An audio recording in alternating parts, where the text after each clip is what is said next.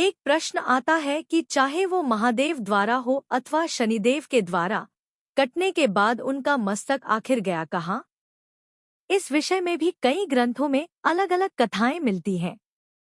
इस विषय में मूल कथा हमें शिव महापुराण, स्कंद पुराण और गणेश उपपुराण में मिलता है। इसके अतिरिक्त भी कई ग्रंथ हैं जिसमें हमें इस घटना का उल्लेख मिलता है। इससे पहले कि हम वीडियो में आगे बढ़े, यदि अभी तक आपने हमारे चैनल धर्म संज्ञान को सब्सक्राइब नहीं किया है तो कृपया सब्सक्राइब कर लें ताकि आने वाली वीडियो का नोटिफिकेशन सबसे पहले आपको मिलता रहे। श्री गणेश की कथा तो हम सभी जानते हैं। उन्हें गजमुख क्यों और किस प्रकार प्राप्त हुआ उसके बारे में भी सभी लोगों को पता है।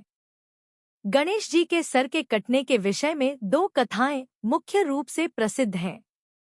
सबसे प्रसिद्ध कथा तो महादेव के द्वारा उनके सर को काटने की है, जो सर्वविदित है। किंतु एक अन्य कथा भी आती है जिसमें शनिदेव की कुदृष्टि के कारण श्री गणेश का मस्तक कट गया था। अब एक प्रश्न आता है कि चाहे वो महादेव द्वारा हो अथवा शनिदेव के द्वारा, कटने के बाद उनका मस्तक आखिर गया कहाँ? इस विषय में भी कई ग्रंथों में अलग अलग कथाएं मिलती हैं।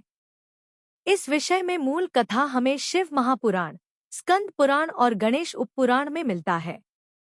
इसके अतिरिक्त भी कई ग्रंथ हैं जिसमें हमें इस घटना का उल्लेख मिलता है। इस विषय में एक और प्रश्न भी आता है कि महादेव तो त्रिभुवनपति हैं, फिर क्या कारण था कि उन्होंने श्री गणेश का मस्तक पुनः क्यों नहीं जोड़ दिया? इस प्रश्न के उत्तर में ही श्री गणेश के मस्तक का रहस्य छिपा हुआ है। मूल कथा के अनुसार जब महादेव ने श्री गणेश पर प्रहार किया तो उनके प्रचंड प्रहार से उनका मस्तक भस्म हो गया। चूंकि वो मस्तक स्वयं महादेव के प्रहार से भस्म हुआ था, इसी कारण उनके धड़ पर गज का मस्तक जोड़ना पड़ा। इस विषय में शनिदेव की जो कथा है उसके अनुसार जब श्री गणेश का जन्म हुआ तो उन्हें देखने सभी देवता आए। शनिदेव भी उनके दर्शनों को आए पर वे उनकी ओर देख नहीं रहे थे। जब माता पार्वती ने उनसे इसका कारण पूछा तो उन्होंने बताया कि वे नहीं चाहते कि उनकी कुदृष्टि उनके पुत्र पर पड़े और कोई अनिष्ट हो जाए। इस पर माता को विश्वास नहीं हुआ और उन्होंने शनिदेव को श्री गणेश को देखने को कहा। जैसे ही शनिदेव ने श्री गणेश पर अपनी कुदृष्टि डाली तो उनका मस्तक कटकर चंद्रलोक में चला गया और वहीं स्थित हो गया। ये देखकर माता पार्वती मूर्छित हो गई और तब नारायण ने एक गज का मस्तक श्री गणेश के सर पर जोड़कर उन्हें पुनर्जीवित किया। ऐसी ही मान्यता शिव जी द्वारा श्री गणेश के मस्तक को काटे जाने के विषय में भी है। कथा अनुसार त्रिशूल द्वारा काटे जाने पर श्री गणेश का मस्तक चंद्रलोक में जाकर स्थित हो गया। उनका मस्तक वहां स्थित होने के कारण चंद्रलोक की महिमा और भी अधिक हो गई।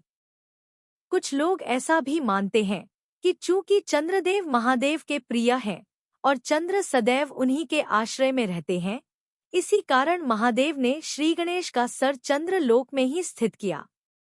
इस विषय में स्कंद पुराण में एक कथा और आती है कि श्री गणेश का कटा हुआ मस्तक मृत्युलोक अर्थात पृथ्वी पर आ गिरा।